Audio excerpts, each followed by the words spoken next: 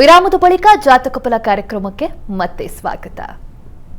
ಶಾಸ್ತ್ರಿಗಳೇ, ಈಗ 6 ರಾಶಿಗಳ ಫಲಾಫಲಗಳನ್ನು ನೋಡ್ತಾ ಹೋಗೋಣ, ತಿಳಿಸ್ಕೊಡಿ.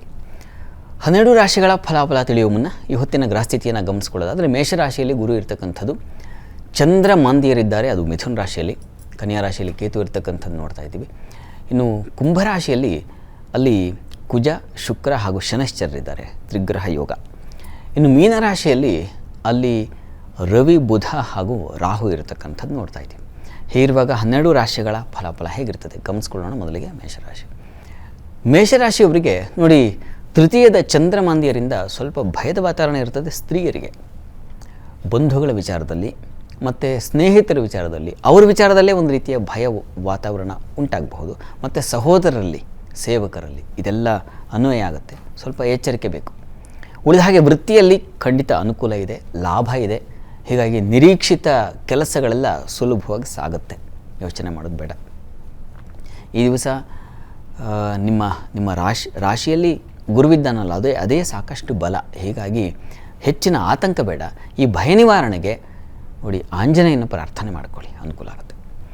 ಇನ್ನು ವೃಷಭ ರಾಶಿಯವರಿಗೆ ನೋಡಿ ನಿಮ್ಮ ರಾಶಿಯಿಂದ ದ್ವಿತೀಯದಲ್ಲಿ ಚಂದ್ರಮಾಂದ್ಯರಿದ್ದಾಗ ನಿಸ್ಸಂಶಯವಾಗಿ ಆಹಾರ ವ್ಯತ್ಯಾಸ ಆಗುತ್ತೆ. ಅಂದರೆ ಜಂಕ್ ಫುಡ್, ಹೊರಗಿನ ಆಹಾರ ನಿಮಗೆ ತೊಡಕನ್ನು ಉಂಟು ಮಾಡುತ್ತೆ.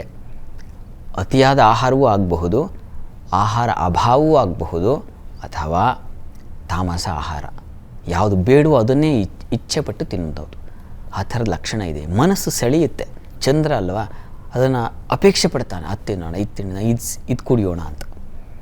ಹೀಗೆ ದ್ರವಾಹಾರದಿಂದಲೂ ತೊಂದರೆ ಸೂಚಿಸ್ತಾ ಇದೆ, ಹುಷಾರಾಗಿರಿ. ಇನ್ನು ವಿದ್ಯಾರ್ಥಿಗಳಿಗೆ ಮನಸ್ಸು ಚಂಚಲವಾಗುತ್ತೆ. ಓದೋದು ಬಿಟ್ಟು ಬೇರೆಲ್ಲ ಆ ಮೊಬೈಲ್ ಇದೆಯಲ್ಲ, ನಾನು ಹೆಚ್ಚು ಹೇಳ್ತಾ ಇರ್ತೀನಿ, ಯಾಕೆಂದರೆ ಅದು ಅಷ್ಟರ ಮಟ್ಟಿಗೆ ಆಕರ್ಷಕ ವಸ್ತು. ಒಂದು ಊಟ ಮಾಡಿಸ್ಲಿಕ್ಕೆ ಮೊಬೈಲ್ ಬೇಕು, ಏನೋ ಒಂದು ಹಠ ನಿಲ್ಲಿಸಲಿಕ್ಕೆ ಮೊಬೈಲ್ ಬೇಕು, ಹೀಗೆ ಅತಿಯಾಗಿಬಿಟ್ಟಿದೆ. ಇಂಥದ್ದೊಂದು ತೊಂದರೆ ಉಂಟಾಗುತ್ತೆ.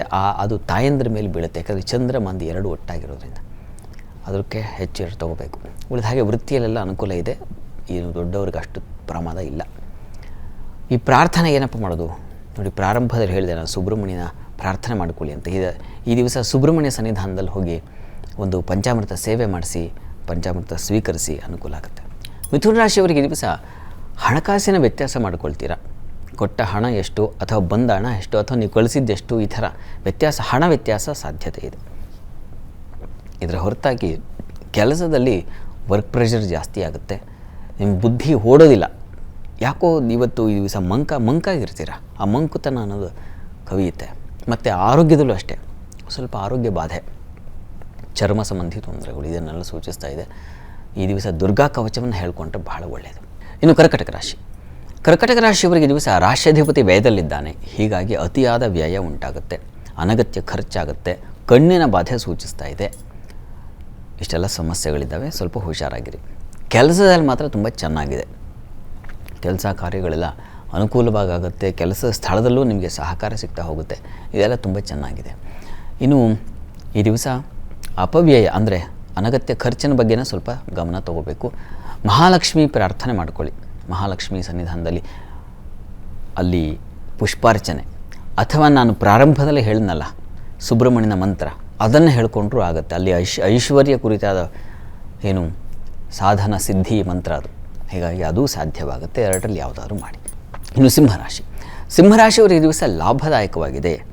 ದ್ರವ ವ್ಯಾಪಾರಗಳಿಗೆ ಲಾಭ, ವಿದೇಶ ಚಟುವಟಿಕೆಗಳ ಅನುಕೂಲತೆಗಳು, ವೃತ್ತಿಯಲ್ಲಿ ಹೆಚ್ಚಿನ ಅನುಕೂಲ, ಸಹೋದ್ಯೋಗಿಗಳ ಸಹಕಾರ ಇತ್ಯಾದಿ ತುಂಬ ಚೆನ್ನಾಗಿದೆ. ಈ ದಿವಸ ಆರೋಗ್ಯ ಬಾಧೆ ಸೂಚಿಸ್ತಾ ಇದೆ. ಕಾರಣ ರವಿ, ರಾಹು, ಬುಧ ಎಲ್ಲ ಸೇರಿದ್ದಾರಲ್ಲ, ಹೀಗಾಗಿ ಒಂದು ಗುಹ್ಯ ಸ್ಥಾನಗಳಲ್ಲಿ ತೊಂದರೆಗಳು, ನರ ಸಂಬಂಧಿ ತೊಂದರೆಗಳು, ಕಣ್ಣಿನ ಬಾಧೆ, ಇದು ಮೂಳೆ ಸಂಬಂಧಿ, ಈ ತೊಂದರೆಗಳನ್ನು ಸೂಚಿಸುತ್ತೆ. ಸ್ವಲ್ಪ ಹುಷಾರಾಗಿರಿ. ಆದಿತ್ಯ ಹೃದಯ ಕೇಳಿಸ್ಕೊಳ್ಳಿ, ಬಹಳ ಒಳ್ಳೆಯದು. ಇನ್ನು ಕನ್ಯಾ ರಾಶಿಯವರಿಗೆ ದಿವಸ ವೃತ್ತಿಯಲ್ಲಿ ಅನುಕೂಲ ಇದೆ, ಜೊತೆಗೆ ತೊಡಕು ಇದೆ. ಪ್ರೆಷರು ಅಂತೀವಲ್ಲ, ಅದು ಇದೆ. ಹೆಣ್ಮಕ್ಕಳಿಗೆ ತುಂಬ ತೊಡಕು, ಕಿರಿಕಿರಿ, ವಿಘ್ನ ಇದನ್ನು ಸೂಚಿಸ್ತಾ ಇದೆ. ಈ ದಿವಸ ಸ್ವಲ್ಪ ಮಂದವಾಗಿದೆ, ಅಂದರೆ ಅಷ್ಟು ನಿಮಗೆ ಪ್ರಖರವಾಗಿ ಕೆಲಸಗಳಾಗೋದಿಲ್ಲ. ಜೊತೆಗೆ ಈ ದಿವಸ ಬಂಧುಗಳ ಹಾಗೂ ಸ್ನೇಹಿತರ ಒಡನಾಟ ಅಷ್ಟು ನಿಮಗೆ ಹಿತವಾಗೂ ಇರೋದಿಲ್ಲ. ಈ ದಿವಸ ಸ್ವಲ್ಪ ಮಂದವಾಗಿದೆ.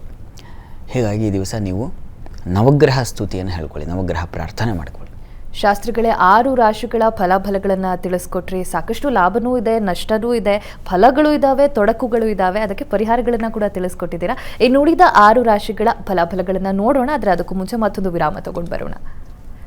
ಜಾತಕ ಫಲ ಕಾರ್ಯಕ್ರಮ ಮುಂದುವರಿಯುತ್ತೆ ಮತ್ತೊಂದು ಪುಟ್ಟ ವಿರಾಮದ ಬಳಿಕ.